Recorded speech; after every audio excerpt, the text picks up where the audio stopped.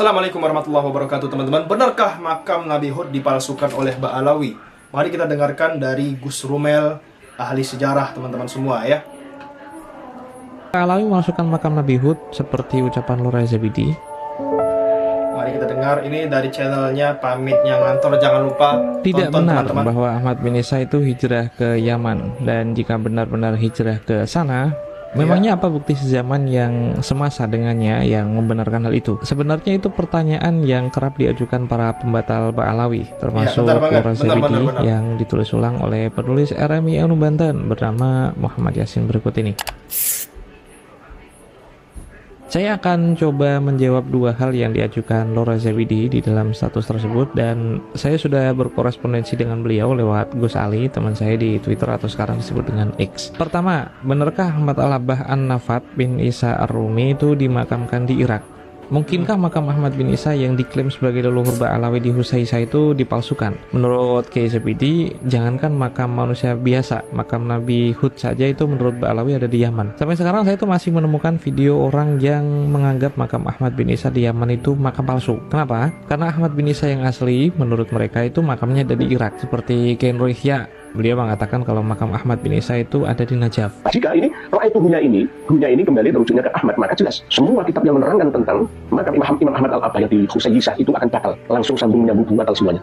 Berarti makam Imam Ahmad Al-Abbah itu di Najaf, di Wadi As-Salam. Atau Kang Babas, beliau juga mengatakan makam Ahmad bin Isa itu yang asli sebenarnya ada di Najaf. Contohnya Sayyid Ahmad Al-Muhajir. Ini makamnya ada dua, satu di Irak, nomor dua di Husaisah, Yaman. Yang dikenal sejak kewafatannya Sayyid Ahmad Al-Muhajir, dan itu wafatnya itu tahun 345, pertengahan abad ke-4 Hijriah. Itu Sayyid Ahmad wafat di Irak Selatan yang sekarang di Najaf. Semua orang tahu itu.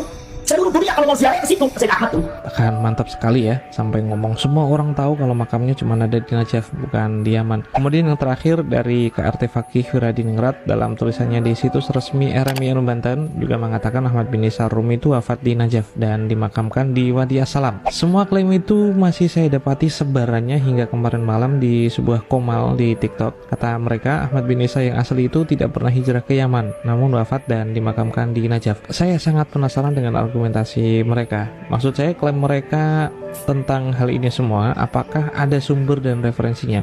Setelah saya browsing, saya mendapati secuil informasi bahwa mereka itu memiliki sumber yang sama, yaitu dari tulisan dalam sebuah situs yang ditulis oleh KRT Fakih Wiradiningrat berjudul "Mengungkap kemungkinan siapa sesungguhnya Datuk Ba'alawi yang hijrah ke Yaman ditinjau dari kajian sejarah, genetika, dan kitab nasab."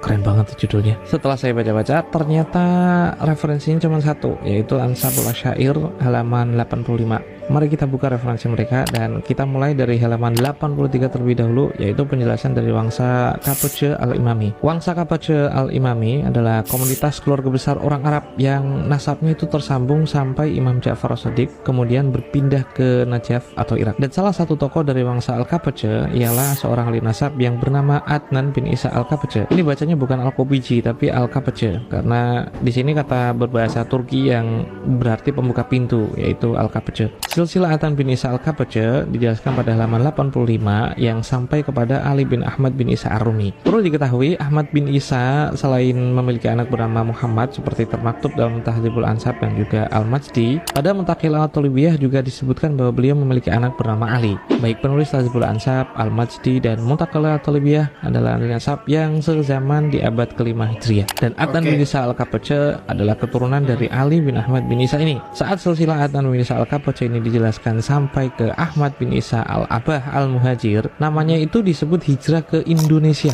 dari Baghdad pada tahun 313 Hijriah. Sumbernya disebutkan dalam footnote, yaitu majalah Al-Arabi edisi 170 halaman 5051 terbit pada Zulqa'dah tahun 1392 Hijriah. Pikirkan baik-baik ya, ada orang menafikan nasab orang lain hanya karena manuskrip abad ke-6 itu tidak menyebutkan nama Ubaidillah, dan untuk mengisbat nama ini haruslah dari sumber yang lebih tua dari abad ke-6 atau yang semasa dengan manuskrip itu. Tapi saat ada informasi bahwa Ahmad Al-Muhajir ternyata hijrah ke Indonesia bukan ke Yaman pada tahun 313 ini, ternyata sumbernya adalah koran yang baru diterbitkan sekitar 52 tahun yang lalu. Oke, kita lanjut. Apa yang bisa kita ketahui dari Ansabul Asy'ari ini? 1. Wangsa Kapace adalah wangsa keturunan dari Imam Ali Al-Uraidi. Oke, clear. Ini artinya Imam Ahmad Al-Muhajir juga termasuk Bani Uraidin. Dan di antara Uraidin yang lain itu bertempat tinggal di Madinah, Mesir, Hadramaut, Iran, Jawa, Irak, seperti termaktub dalam halaman 86. 2. Di antara keturunan Imam Ali Al-Uraidi yang ada di Hadramaut dan Jawa sangat cocok dengan sebaran Ba'alawi yang mengklaim sebagai keturunan Ahmad bin Isa Al-Uraidi, sebagaimana reportase ahli nasab yang lebih tua yaitu Imam Murtado Az-Zabidi dalam Habaibuz Zahab. Wa amma Ali Al-Uraidi Ibn Ja'far As-Shadiq bahwa jitu asyrafil Yaman min Ali Ba'alawi wa hum qabail syatta. 3. Wangsa Kapace ini pada halaman berikutnya secara silsilah itu bertemu leluhur bersama dengan wangsa Al-Jasoni Al-Imami, di mana wangsa ini pun punya saudara sepupu dari As-Segaf, Al-Idrus, Abu Bakar bin Salim, Jamalul Lail bin Akil, Alatos, dan bangsa-bangsa lain yang dikenal sebagai bangsa turunan Ba'alawi. Kenapa tersambung secara silsilah? Karena wangsa Al-Jasoni nasabnya itu melewati Imam Ali bin Abi Bakar As-Sakran hingga Imam Alwi bin Abdillah bin Ahmad Al-Muhajir. Artinya antara wangsa Al-Kapace dan juga Al-Jasoni ini bertemu secara silsilah kepada leluhur bersama Imam Ahmad Al-Muhajir. Bedanya Kapace dari jalur Ali bin Ahmad Al-Muhajir, sementara Al-Jasoni Ba'alawi dari jalur Alwi bin Abdillah bin Ahmad Al-Muhajir. Lantas, di mana informasi yang menjelaskan Ahmad Al-Muhajir ini dimakamkan di Najaf? Tidak ada di buku ini. Kenapa Imam Ahmad Al-Muhajir disebut hijrah dari Baghdad ke Indonus? Tidak tahu juga. Toh sumbernya juga majalah. Dan terserah bagaimana cara mereka menjelaskan Indonus itu ada di mana, entah ini Indonesia atau memang Indonus. Akan tetapi ya, sumber yang lebih tua dari kitab ini sebenarnya mereportase hijrahnya Imam Ahmad Al-Muhajir itu justru ke Yaman. Seperti Ajarus Syafaf. Kitab ini menyebutkan hijrahnya Imam Ahmad bin Isa ke Yaman, bukan ke Indonus. Kitab ini ditulis tahun 820 Hijriah dan tentu saja lebih tua 624 tahun daripada Ansabul Asy'ari. Apakah Ba'alawi memasukkan makam Nabi Hud seperti ucapan Lura Zabidi?